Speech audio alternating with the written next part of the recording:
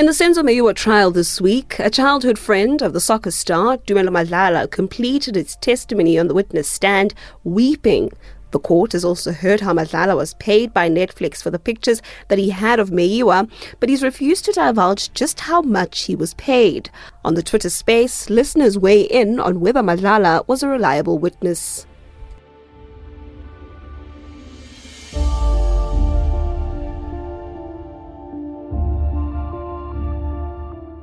My name is Kgomotso Modise, and I am with the Eyewitness News team. I am the lead reporter in this particular story. This is the third installment of Above the Law, the Senzo Meyiwa trial Twitter space, and we've been so fortunate to have this platform as in the form of spaces where we can converse. I know a lot of you have been interacting with my tweets. A lot of you have been responding to my live tweets on the trial, and so I know that many of you have an interest in this particular matter, and you've got opinions. So what we're going to be doing, and what we've done in the last two episodes, is that we spent the first half hour or so speaking to the legal analyst of the day. And of course, today we've got Mpumelelo Zikalala, who's joining us once again. We're going to be speaking to him on what he makes of this trial, but also we'll be speaking to him just around, any questions that we may have legally, any things that I may not be able to answer. He will take for us and be able to clarify. And then after that, we will open up the mics and it will be your opportunity to contribute any questions. I know many of you have questions, but also many of you have a bit of analysis about what happened, and you are making sense of this also at home.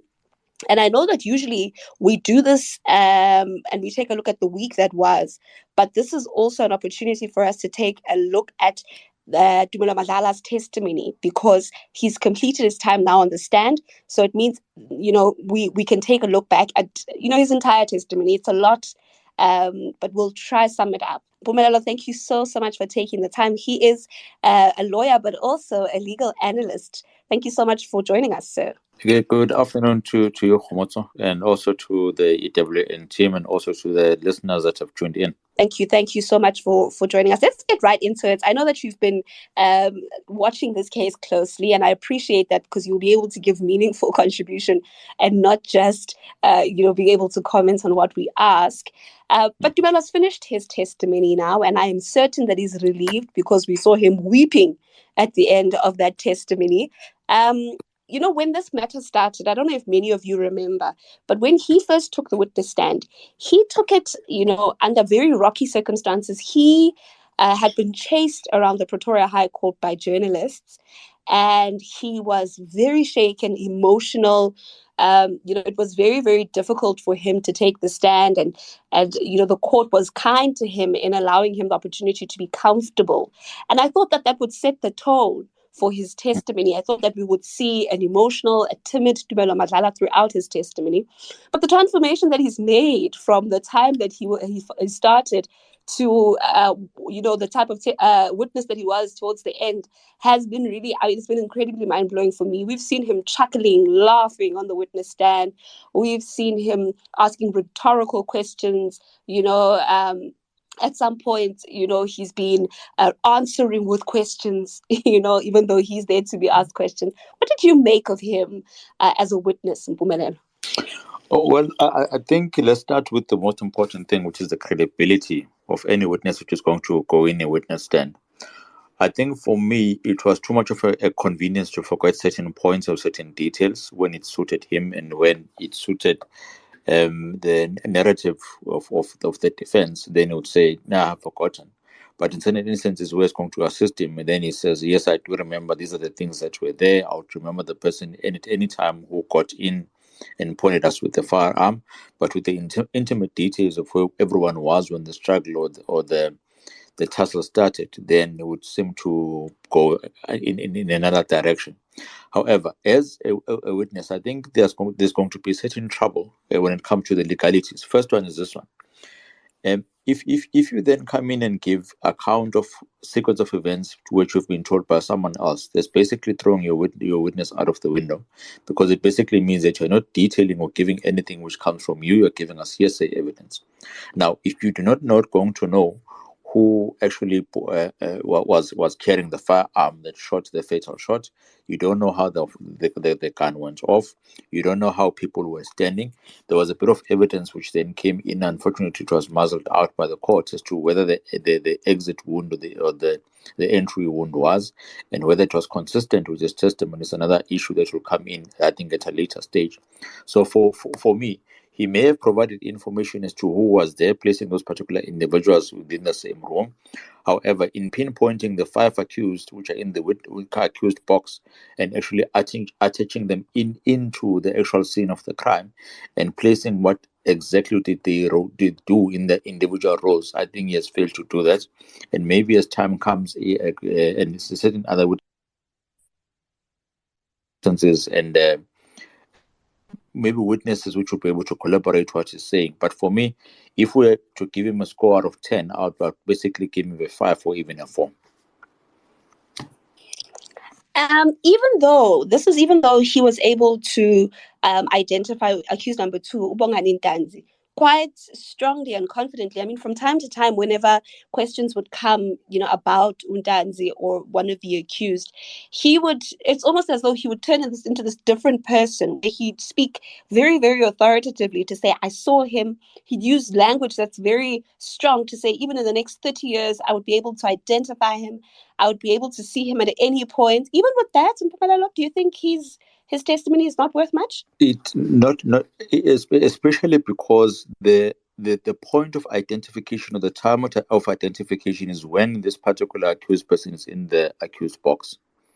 Now, then the question is, and in this case, I'll blame it on the investigating officers. What they ought to have done is to say, when we've rounded off the 5 accused, before they appear in court, or even if they appear in court, we say to the court, please make sure that their faces don't make it up into the media, because we still have to identify and conduct identity parades. And then you go and identify or conduct that identity parade, get the information that you require, get them to be identified within the identity parade first before they're identified at court. Now, if you are going to ask someone, do you remember Mr. So and so who came in 8 years ago? And can you be able to point them out when their faces have been branded within various media publications? They are sitting as accused number 2 in the witness box. Obviously, it's much more easier for you to identify that particular individual, but it dents the credibility of your evidence when it comes to the court of law if that identification is done within the witness box. There have been a number of cases before which has clearly stated that, as courts, as presiding officers, judges should not really grant too much weight as to the identification of accused individuals who are inside the witness box. However, greater weight should then be attached to witnesses or evidence which is going to say, I've identified this person within an identity parade which is conducted in line with the Criminal Procedure Act, with all the precautionary measures have been put there. And those precautionary measures simply want one thing. It's the independence of the evidence in which you are supposed to bring in. It's the similarities of all the people who are going to be part of that identity parade. And it is your ability to pinpoint that one individual out of all the 5 or 6 men that are standing there and simply say, this is the person that I remember that on the day was simply standing there. Because another point could then be, if you are able to identify this particular person 8 years down the line, why aren't you clear as to what you told the police at that particular point in time? Why aren't you clear as to the sequence of events that have taken place within the room? So if you can selectively remember certain things and forget others, then the next question should be, when exactly should we believe the level of or the evidence that you are coming with at that particular point in time or now? And with that, there's not going to be so much weight that can be attached to the evidence that you are going to bring in. I mean, Hello? okay, can you hear me now? Yes, I can hear now. All right, sorry about that. So I've been saying I've been battling and asking myself whether or how truthful Tumelo Madlala is as a witness. One point that jumped out to me during the coverage, especially this week, is how he's been asked repeatedly about the amount of money he received from Netflix. and how much he was paid. And of course, the fact that he was paid has also come under scrutiny with questions around, just morally as a friend, you selling your friends' pictures and financial gain, right? But the question that's been asked repeatedly is how much were you paid? And for the longest time, he said, go to the Netflix people to ask. Ask Netflix. I've got the documentation. Ask Netflix. And at some point this week, all of a sudden, when Advocate Mshololo puts it to him that, did you forget? He says, yes, I forgot. And I'm not sure that's a truthful account. But secondly, then I put that against, a lot of the other stuff that he said, for example, about the clearing up of the scene, of the crime scene, and the cans that were present. And he's answered, to say, I don't know if the scene was contaminated. I don't know if the cans were removed. It's been this, in my head thinking, how truthful is he as a witness? What was your sense, Mpumelelo?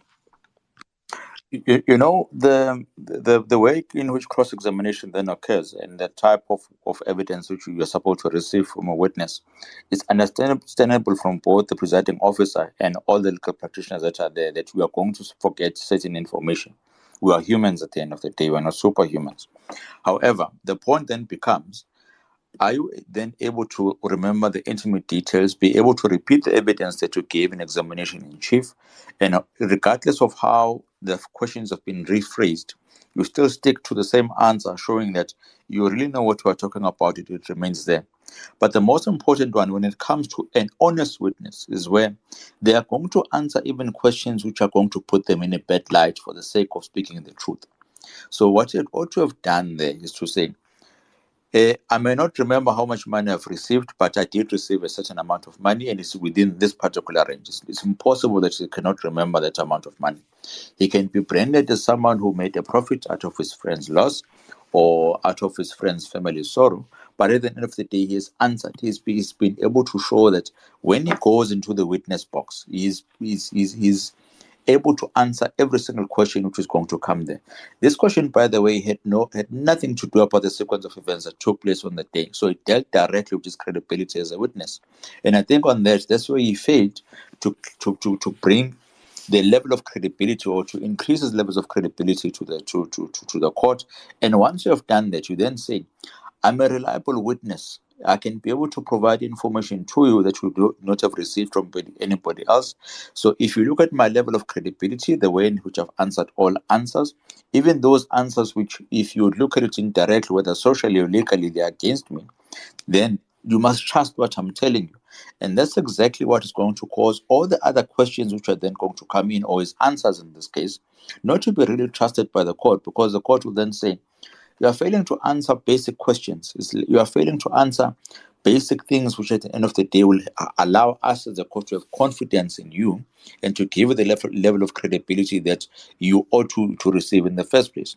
So we can't rely on the evidence that you are providing, because you have failed a number of times to be consistent, you have failed a number of times to be truthful, and in the most critical points, when we are requiring answers as to the various elements of the crimes that need to be proved, especially by the state, you would then have failed to do that.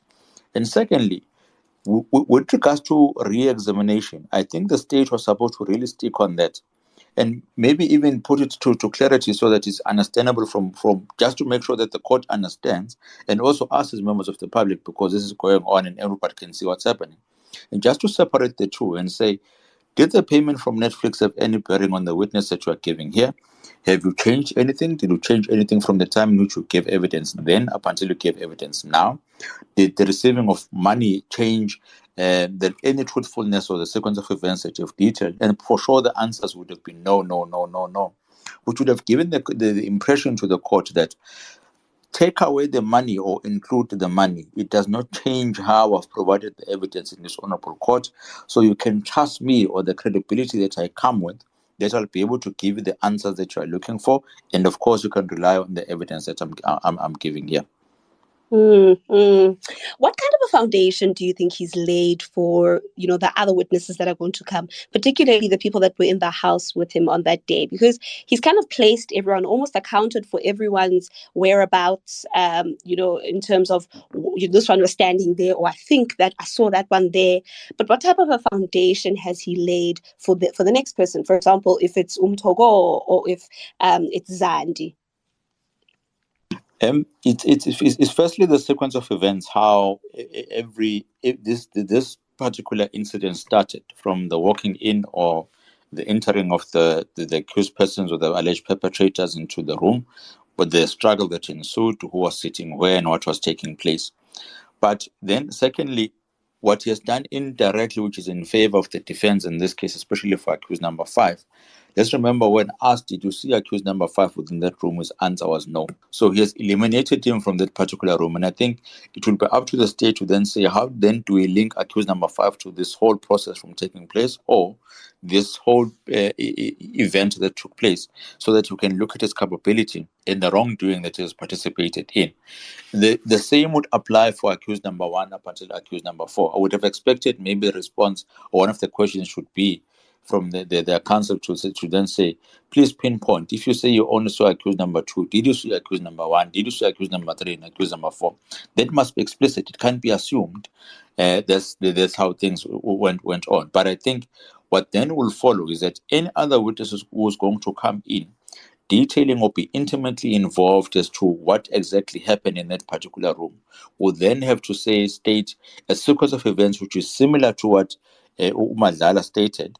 And if it's different, then the question would be, you seem to be contradicting each other. Who's lying between the two of you? Who's forgetful between the two of you?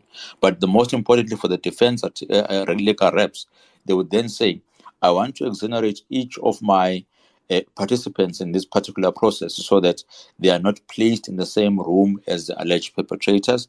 However, if there are going to be instances of inconsistencies, I want to highlight them now so that at the end of the day, I can be able to come back and say, look at the level of evidence that which was provided.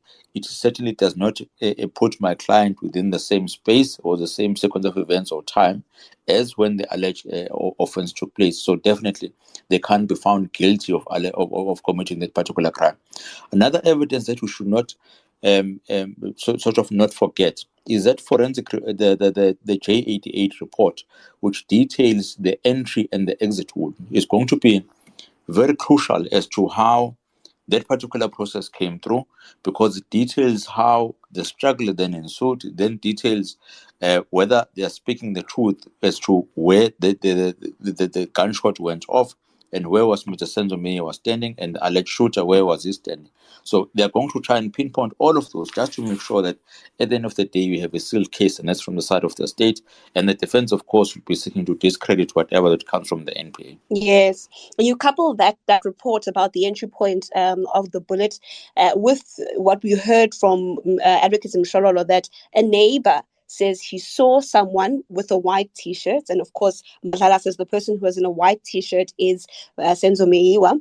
The neighbor says he saw someone with a white T-shirt standing against the window, and he says then that's when he heard the gunshots, and so it then that eliminates, or it casts doubt on whether Senzo could have been shot from behind, because if his back was against the window, he would likely have been shot from the front, even though Madlala says he was shot from behind. I think, I've got more questions here for you, and I know that our time to converse is going to come to an end as I open up the mics for everyone.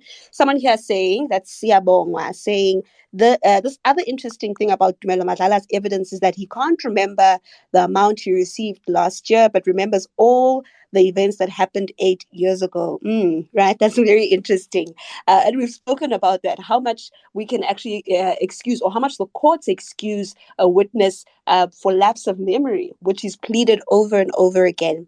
Something else I want us to speak about, Mpumelelo, that really jumped out at me, but it's an argument I've been making before, is that there is a second docket here. That's docket 375.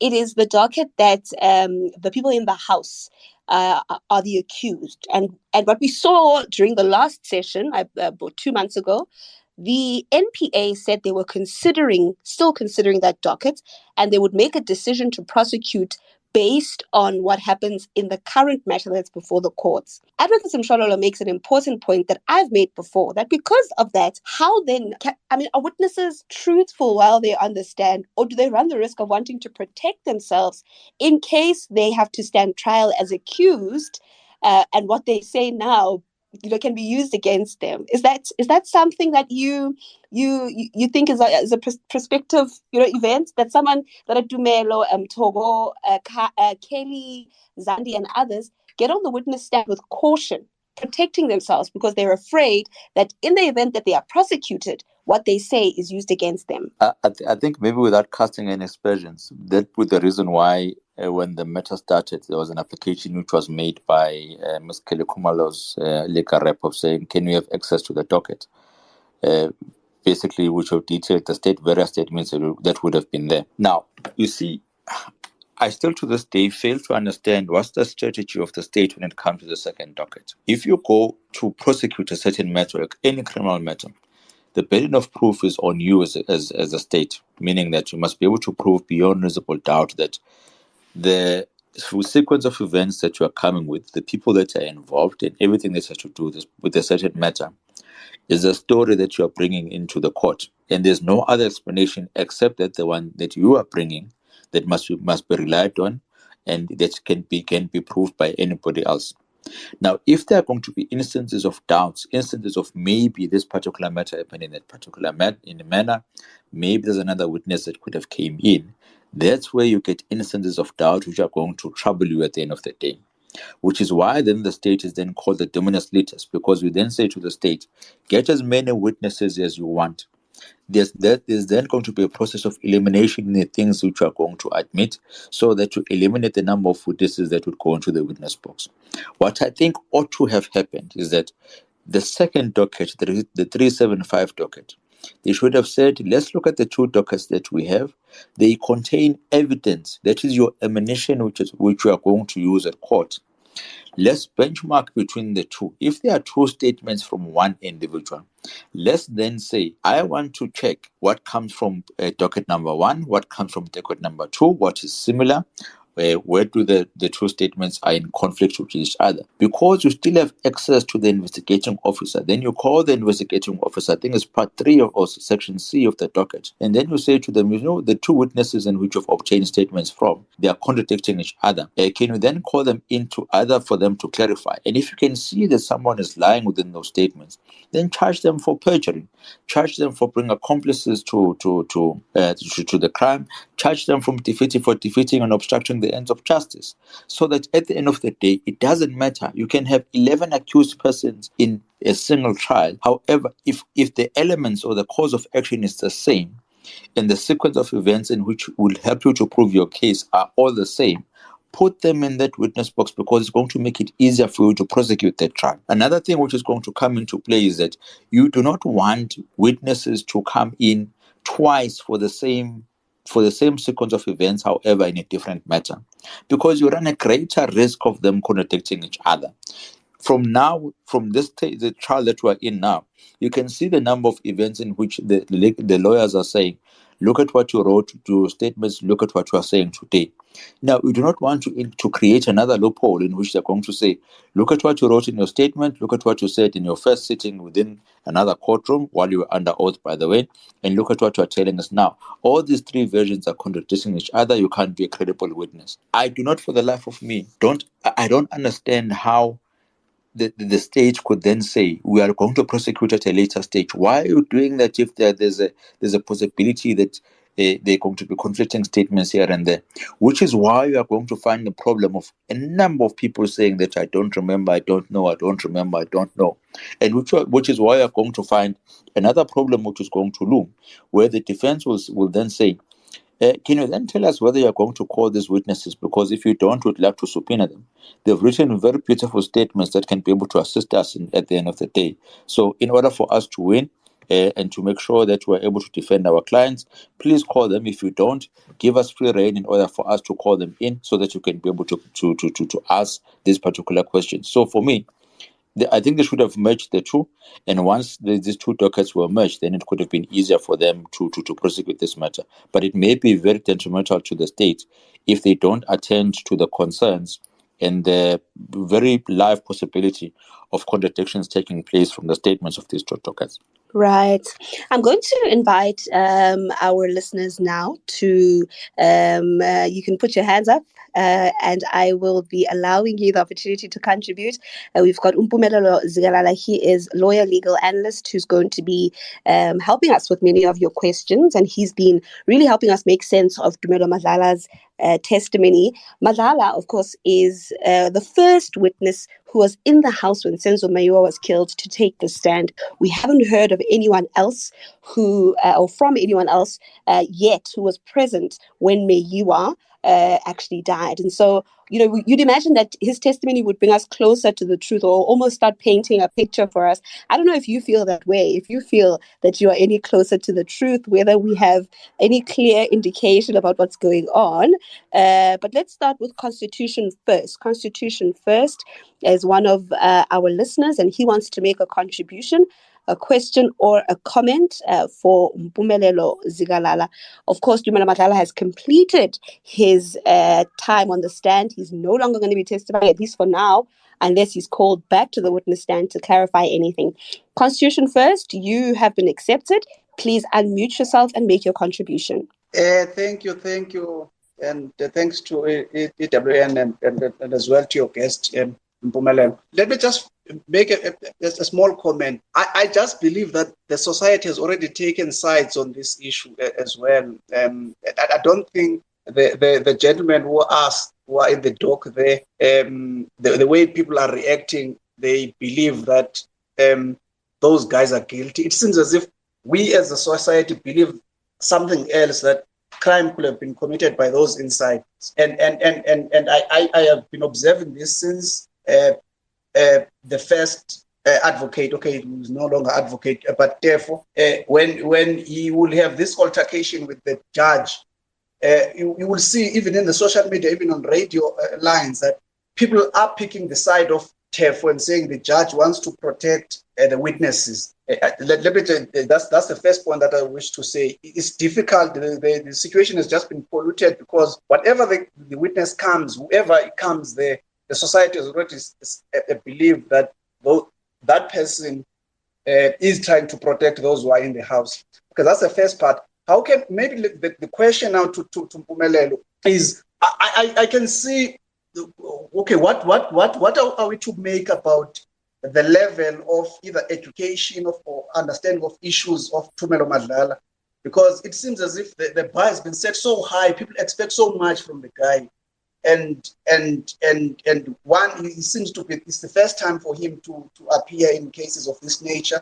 So he is likely to make some of these mistakes, but I don't want to conclude. But what are we to make of this level of education? Two, what can we say about the state handling of this issue? Remember the guy who went there from the state, the investigator who used to be a sergeant or colonel.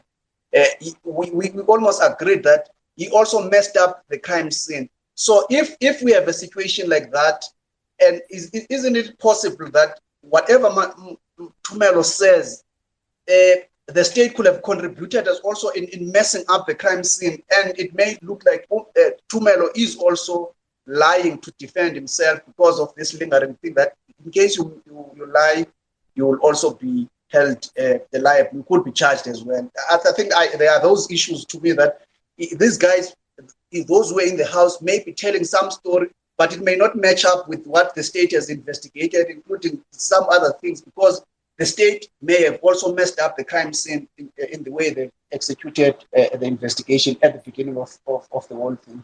Thanks for this opportunity. Thank you very much, Constitution First. Mpumelelo, maybe you want to take that? I mean, the conversation around the education is an important one. Advocate Mshololo does that all the time with all the witnesses. She asks, what's your highest level of education, in order for her to be able to package the questions, or at least that's what she says, in order for her to package the questions accordingly. Do you think that his level of education and comprehension has worked against him as a witness?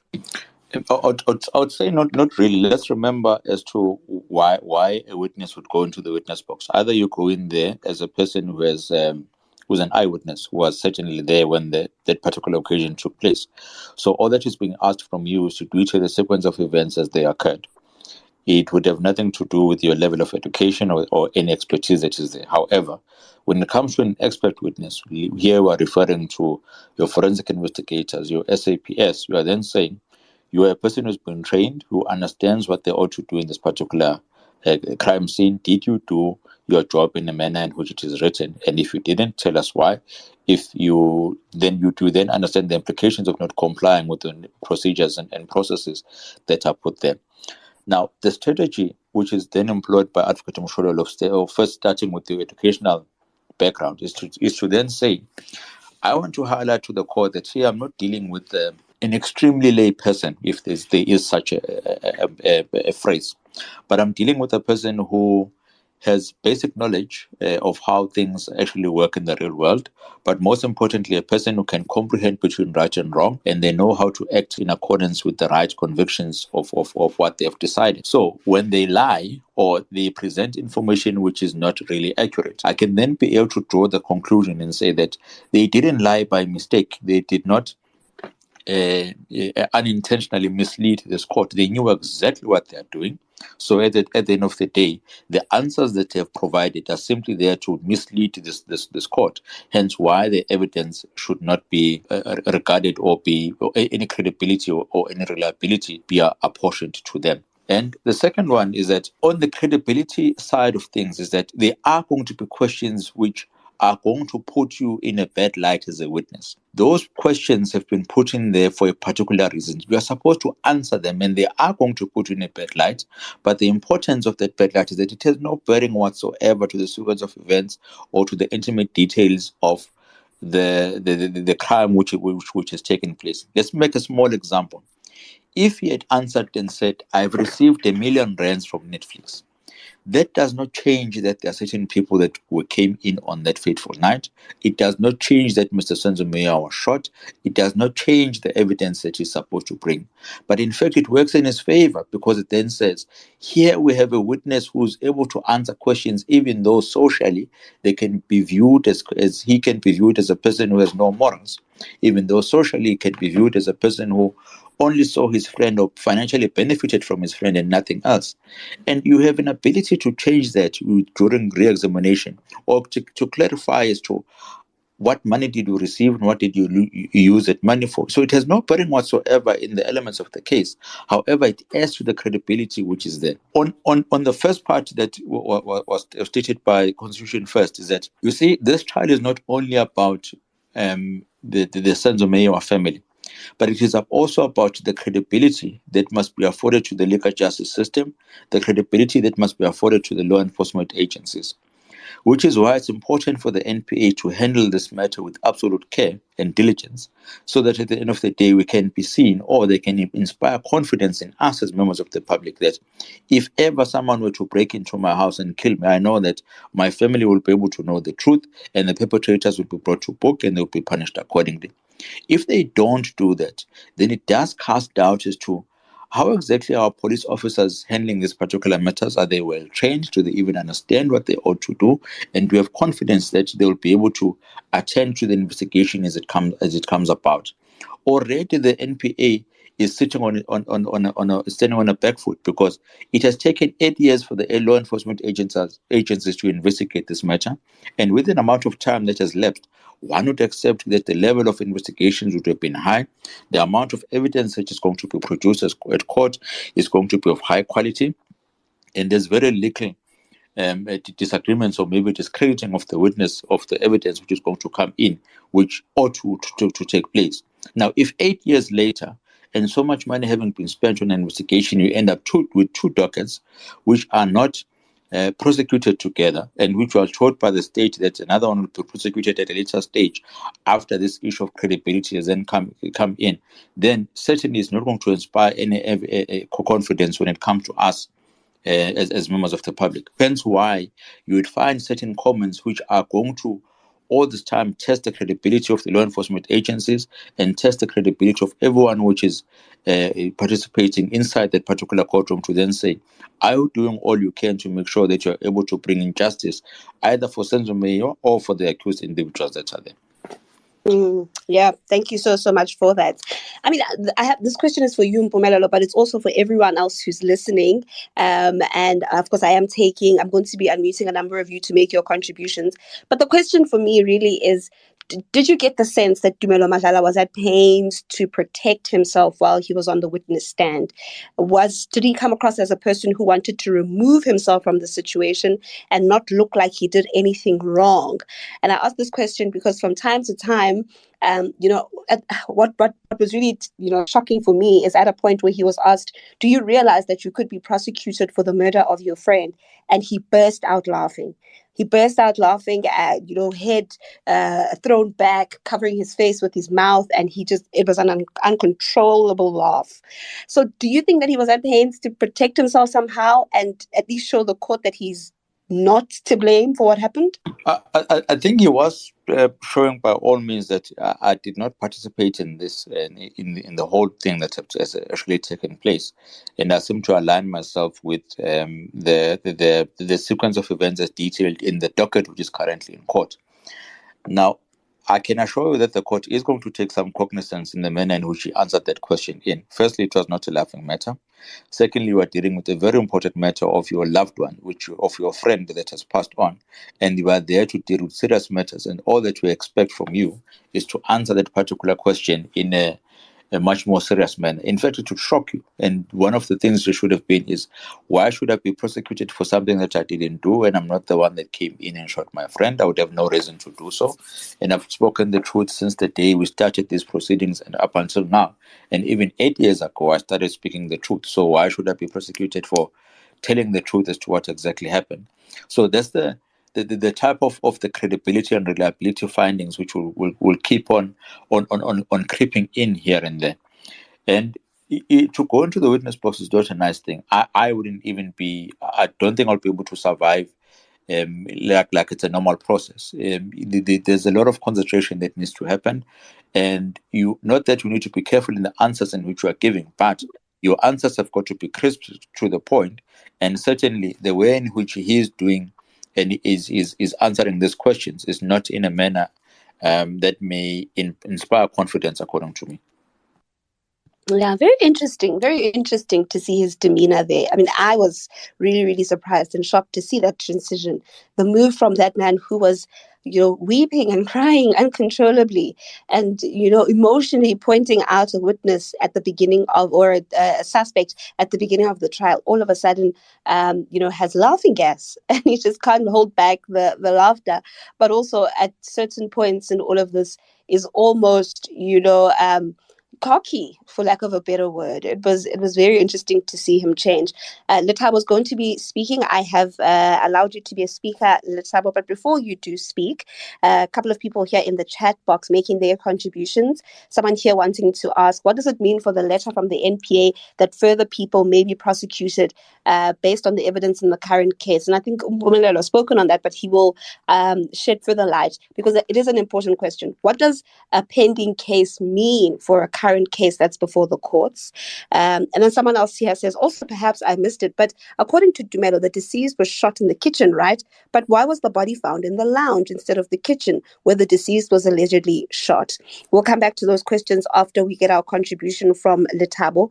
Letabo, unmute yourself. You can speak. And everyone else, don't be shy. We're welcoming your contributions right here on Above the Law, the Senzo Meyiwa trial. Letabo, go ahead. Thank you so much. I wanted to say that with the way Tumelo, like the whole thing that's been going on, there's someone can laugh and be like very like nervous at the same time, because also not only if you hear like the way he's like answering and stuff, there's a lot of confusion and being not like nervous to like think, oh my God, if I say this, like you can see that it's not, it might look like, okay, he is playing games, but I can sense like there's a whole lot of like nervousness in him, like in his voice. That is expected. It's expected that witnesses will will get into the box and they will be nervous. Most of us have never had to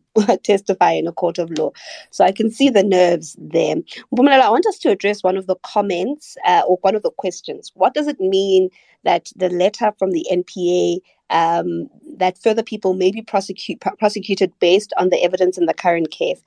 Does it compromise this matter at all? And while Mpumelelo answers that question, you are welcome to request to be a speaker and I will unmute you. Mpumelelo? You see, what it then does, then it sort of ignites fear in the witnesses which are going to come at a later stage, because not only are going to be branded as someone who's a liar in this case, you then stand possibility of being charged at a later stage for lying or for perjury. And it does not assist you as a state in proving your case, because you need witnesses who are going to be free to be able to state whatever they need to state, and also to admit, most importantly, when they are wrong. As stated earlier, we're not superhumans. We are going to make mistakes. We are going to answer things that may be construed in another manner or that may be misunderstood by certain individuals. However, we do get an opportunity to set the record straight. So in that, you then are setting yourself up for failure for a very steep legal battle if you do not put into confidence the witnesses that you're going to rely on and tell them that I'm going to work with you every step of the way.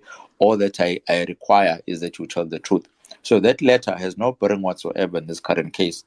And you may see an application being made at a later stage in terms of saying all those witnesses that were not called by the state, then the defense will then say, please give us an opportunity to call them. They've deposed two witnesses to statements under oath. They've held very certain important information and we want to subpoena them so that they are then put into the witness box and state the sequence of events that took place. Is it something that was as it is put by the other witnesses, or is there a difference between the two? Another one is that if you go back to the comment made by Ulitab, now human beings sort of behave differently. There's someone who's going to laugh when they're scared. There's someone who's going to even cry when they're happy. They call them tears of joy. But the most sporadic responses are the ones which are honest, because you don't have a chance to hide them. And it also depends on the importance of the question being asked and the context in which you are dealing with. If you are being asked about whether you witnessed someone that you've never known in your entire life, and it's simply because you were there at that particular point in time that you were able to see the incident taking place, and someone who was close to your heart that you even regarded and called your friend, obviously the responses are going to be different. And that particular reaction must be consistent all the way. So if you are going to start off being very emotional, and whenever as time goes on and you become comfortable in that witness box, you then lose those guards, or maybe you become more familiar with the settings, and that seems to change. Yes, it can be expected, but it can't be a huge jump. So for me, the responding to that question in that particular matter is certainly going to cast doubt to the judge, and it's certainly some of the things that you may even find the defense legal reps taking him to task and saying in their closing arguments, just look at how we responded to that particular information. We're dealing with the credibility and reliability here, and certainly that did not inspire any elements of credibility, and even in the evidence that he provided, so he can't be a trusted witness. In terms of case building, Mpumelelo, we're all trying to figure out what the state's case is, and the state is keeping its cards very close. We're just accepting the witnesses as they come, and we're processing whatever they're saying. But what would be the logical next move after a witness like Tumelo Madlala? Would it be more people who are in the house, or would that run the risk of us seeing any inconsistencies, if there are any, between the witnesses? Would it be wiser for the state to move maybe to an expert, a pathology expert, or would he continue with the sequence of the people who are in the house to finish that chapter of evidence? Well, it would be a bit of a difficult one to see, but what I think the state is doing, they're saying we're going to start with forensic evidence or expert evidence first, because on that one can't really be disputed, and then we're going to go to the actual eyewitnesses. So if we exchange the two, we're able to start or lay a foundation of saying, forensically, within the professional realm, these are the sequence of events that have taken place. So whatever the eyewitnesses are going to come and add are simply going to be based on what the external independent professional individuals or witnesses have come in and stated to this court. So the chances of that evidence being accurate is much more greater than the ones in which the eyewitnesses are going to come in and bring in. In instances where there's conflict, in instances where there's inconsistency, then the expert witnesses or the professional witnesses will then be able to cover those ones and say, even if the eyewitness can say the gunshot wound came from the back, however, the post-mortem report is going to be able to prove that this particular process took place. Another one that they can choose to take is to say, let me bring in all my eyewitnesses under one banner, so that if there are elements of conflict, which is easy for us to identify them, and if there are elements of consistency, it's easy for us to highlight them so that we're able to hammer them at the end of the day, or to maybe highlight those consistencies that have been identified by all the witnesses that are there. And after we're done with that, we can then move on to the other professional witnesses that will come in and then be able to prove the state's case. So it's difficult to gauge, but I think what they are doing now is they are saying, let's take two professional or expert witnesses and then two or one eyewitnesses, so that we can be able to build our case in a proper manner. All right. That is Mpumelelo Zikalala. He is a legal analyst and lawyer, and he's been helping us make sense of Tumelo Madlala's testimony. He's given Tumelo 4 or 5 out of 10 in terms of his testimony. I don't know how you guys feel, whether he did a better job than that. And I think the way that we can measure whether he did a better job is, do you feel that there's been any more clarity? Do you feel like you know any more about what actually happened on the night that Senzo Meyiwa was killed, or are you left with more questions than answers? Or remember, all the witnesses that take the stand are there to assist the courts in coming to a final decision. And of course, with every witness that then takes the stand, it should then be considered whether or not they're doing that, whether they are helping the court to come closer to a decision, whether they are assisting the court to get a clearer sense of what happened on the night that Senzo Meyiwa was murdered. Tumelo Madlala is the first witness who took the stand, who was present in the house, so the first eyewitness essentially, who took the witness stand, and we're expecting the state to present their new witness tomorrow. Quite a bit that's happened though over the last few weeks with Madlala on the witness stand. It feels like a lifetime ago when you first took the stand, and that's because there have been big jumps and big gaps really between his initial him initially being sworn in and now as he finishes. It feels like it's a massive jump in time, and we're going to be seeing more of that actually, because we understand that this matter is only going to return to court in May next year. So I don't know what you make sense of that, but it does seem as though it's moving really, really slow. Tomorrow though, that surprise witness is going to be taking the stand, and we're all watching that witness stand, the witness box, to see who the next person will be.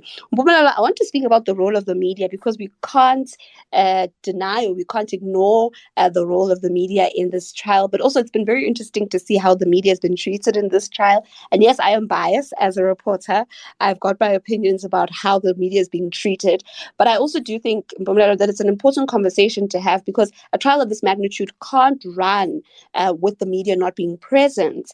But it almost seems as though it's becoming more and more difficult for the media to cover this case. The events this week, the media kicked out after Madlala's face was shown, after a court order that his face should not be shown. I mean, do we run the risk of even being kicked out completely here, Mpumelelo? Should we all prepare to just be on our way out? I think maybe the level of preparation should be to say to your lawyers, please be on standby whenever certain decisions are being taken which are being adverse. And most importantly, those decisions that are being taken without you as the media being given opportunity to respond. So which will be what took place during the week. Now, some people may say the media is not really needed or should not even be part of the proceedings, but that's where they are wrong. If you look at our constitution, it says that every accused person has a right to a fair trial, which includes, under Section C, to a public trial before an ordinary court. That means that I can go into any court and be able to sit and listen in on those particular proceedings, regardless of whether I'm connected to the accused or to the defense or to the family where of the perpetrators or any of the stakeholders in those proceedings. Now, that's the role and understanding we should have in the participation of the media. And most important is it is then to say nothing can be hidden from what is happening within our courtroom. So if you then understand the role of the media, treat them in the same manner in terms of saying, whenever there are allegations which are against the media, call them in first before you take a decision. You can't punish a child and then on a later stage and then ask them what happened, because you can't repair that punishment what it has been done. And it's going to be a lot of time wasting which is going to take place if we are going to behave or individuals are going to behave in this particular manner. So even the reminder of the rules when it comes to maybe the showing of the faces, the on of audio only, it must be reminded to every single time the person is there. I always make this example. When you go to court, you're always told to switch off our cell phones, but 90% of the time, there's a cell phone which is going to go off somehow. It signifies the fact that you are humans at the end of the day. Mistakes do happen. And when those mistakes have taken place, we can't take harsh decisions. Those decisions have got to be in the interest of what is happening with those proceedings, and make a decision which can be able to provide less restrictive means when it comes to way things are supposed to be done. So I think from now on, I think also the judge has taken heed of that and understands that. And I think we're going to have a situation where he would say, before I take a decision of throwing the media out if it needs be, let me deal with the particular facts as they come. However, again, it is the responsibility of the media to understand the following. Going to court and to be a witness, it is not a nice process or a nice thing to do. There are lots of pressures which you are going to find. There's a lot of emotions which then creep in. So I would even go as far and say, let's respect the individuals when they're going in and out of court, especially when we know that those particular individuals are fully participating in these proceedings. You can stop the legal practitioners. I think they're used to that when it comes to our clients, especially if the clients are high profile. But when it comes to the witnesses, it's going to assist if those witnesses are able to come in and out of court in a nice manner, not being stopped or chased down by the passage in any manner, and then it's going to end them.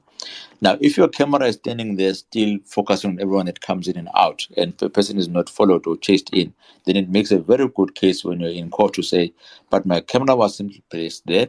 I did not do anything which was to intimidate the witness. I did not do anything was to make the witnesses uncomfortable, and I didn't even know that this particular person was a witness. However, after I had known, we then made sure that we did not show their faces, or we did not chase them down when it came to the way they came in and out of court, or in any other matter other than within these court proceedings. So it's a two-way street. We all need each other in this process, and all that we want is justice for the Meyiwa family, and just to check. And the acquiring of this justice even includes the checks and balances, as to say, did the police do a good job? Is the NPA doing a good job? Are the defense attorneys doing a good job? Is the presiding officer doing a good job? Are they fair and sticking to the legal principles as they've been written? All right. Thank you so much for that. Letabo, you are back to make your contribution. And if we don't have any more people, we're going to be wrapping up with a bit of a throw forward for the week to come. And yeah, we've come to the end. It's actually an hour that's gone by. So Letabo, quickly before we wrap up. Oh, thanks. I wanted to ask, I've got two questions for Mpumi. Yeah, is it Pumi? Pome. I wanted to ask you that Kelly Khumalo's lawyer always popping in and stuff. I'm sure she's aware how things must be run and stuff. I mean, is there a reason? Like, why? Is there a reason why she's always like popping up, like here and there, and then she will get chased? Is it because she is not aware or what? And the other question is to you, like the host, is that I remember the last time you did the space. Have you seen any progress with the case? Or what's your thought about it, if you can talk about it, like from the previous space that you once had and I was once in? Thank you. Mpumelelo, maybe you can start, and then I, the host, Kgomotso Modise, will take over. Okay. Now, I was baffled like everybody else as to the request by the lawyer of Ms. Kuman. Firstly, she knows very well that you can't get access to the docket content unless you are an accused in that particular matter. And especially if you are the witness, you're not going to get any of that content, because the reason why witnesses are chased away from court while others are delivering or maybe giving out their witnesses is that we want to remove the element of tailor-making evidence so that it suits the previous witnesses one. It does get a bit hard to do that when a matter has been broadcast such as this one. However, anything that you wanted to protect from her client's side, you could have easily done so by simply watching television or the YouTube channels which are carrying the matter forward. And then secondly, if you want to get the intimate details and even the responses, this matter has been recorded. So there's a company called Snella Recordings. Every single person, anyone, you do not have to be even a stakeholder in this particular matter. All that you need is a case number, and you can simply go to them and say, I want to buy those transcripts. Can you be able to provide the transcripts to me? I think they were already using the transcripts from the previous occasions, which means that every single session they would sit down, type them out, and you do have a proper record of what was happening. So once it is typed, it's even cheaper than what the initial individual would have paid for them. So I think what she was trying to do is to maybe push the boundaries a bit. Even the manner of making the particular application, we do not write letters to court, we make an application. So there was supposed to be a proper application in which she would have made, provide reasons of why she should be allowed to sit in or maybe get access to those particular pieces of evidence, and she knows very well that she wouldn't have received this evidence. All that she should do is to wait up until she's called, if they are called in as a witness, and then only then can she fully participate in the proceedings as they are taking place. But for now, I also thought it was a bit of a waste of time, and time which would have been very crucial in the finishing of this case. Okay, so Lethabo, firstly, I want to thank you for coming back. I'm seeing a couple of people in this space who had joined us in the last two spaces and are back today. So thank you for that. We appreciate your contribution and your presence. Is the case moving according to me? Yes, I think it is moving, albeit very slow, but it is moving. And that's because, we are seeing testimony. We're not seeing unnecessary delays. We're not seeing unnecessary postponements. All the postponements that are happening, especially the longer adjournments, are happening because the legal representatives in this matter are dealing with other matters. They've got other cases that they are addressing. So, it is moving, but because of the nature of the work, it seems as though it's slow, and it does feel very slow. I said earlier on that we understand that after this the next sitting is actually only expected to be in May next year, because the diaries just keep clashing. So the legal reps in this matter, because there's so many of them, it's not convenient. They can't find a convenient time before May to be all in one room. And so it seems as though it's going to be a very lengthy process. And that's why it's important that the next witness who takes the stand cooperates with the court, cooperates with the lawyers, so that we may be able to move quicker in terms of their testimony and get the next witness as soon as possible. So in my opinion, it's moving. It's just slow because of the nature of the events. And yeah, on that note, we are expecting a new witness to take the stand tomorrow. We don't know who it is. And even if we did know, we wouldn't be able to divulge until they are sworn in, because we are already on thin ice and we don't want to find ourselves kicked out as the media. So we're expecting the witness to take the stand tomorrow, 10 a.m. in the Pretoria High Court. And we're expecting proceedings to then start in that way. We're not anticipating any delays. Hopefully there will be no chasing. There will be no running after the person. There will be no hounding. There will be no questioning before they are sworn in. Lethabo, I am going to have to reject your hand, because we've come to the end of this space. It is an hour-long space and we can't go any longer than that. But I really do appreciate your contribution. I appreciate everyone's contribution. My name is Kgomotso Modise. I've been covering the Senzo Meyiwa trial. I'm back in your EWN bulletins tomorrow, as well as a number of Q&As that I do with the host on 702. And I hope that you will listen and further contribute. We are back on this space, Above the Law, the Senzo Meyiwa trial. We're back with the next installment next week. What we're doing doing with these spaces is that we're having the space every week that the trial is in session. So once the trial, this portion of the trial or this leg ends, then we will not have a space until the next one. So our next space is next week, Sunday. And then the following week, we'll have a space again because this matter is set down until the 2nd of December. Thereafter, we wait until May to hear what happened on the night that Senzo Meyiwa was killed. But for me, thank you so much. I appreciate your contributions. I appreciate you coming onto the space. And let's continue engaging. Engage the tweets on EWN Reporter. Engage the tweets from me, Kgomotso Modise. My Twitter handle is Mutso_Modise. And I tweet live every day from the Senzo Meyiwa trial. Mpumelelo, I'd like to thank you so much for your contribution. Thank you for taking the time today. Thank you very much for hosting me, and also to the listeners that were able to join.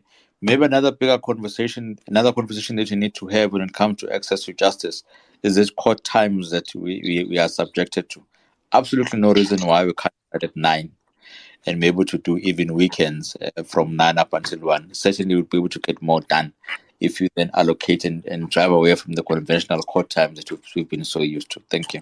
That's an interesting one, and it's a conversation I do want to have. We've kind of gotten used to High Court starting at 10, Magistrates Court starting at 9, and because the accused are in custody by 3, we need to be done so that they can take into their respective cells. But you make a good point. We should be stretching ourselves further, especially in a matter like this that could take years. Thank you so much. Have a blessed Sunday from myself, Kgomotso Modise, and the EWN team. Thank you for listening, and let's do it again next week on Above the Law, the Senzo Meyiwa trial. Cheers.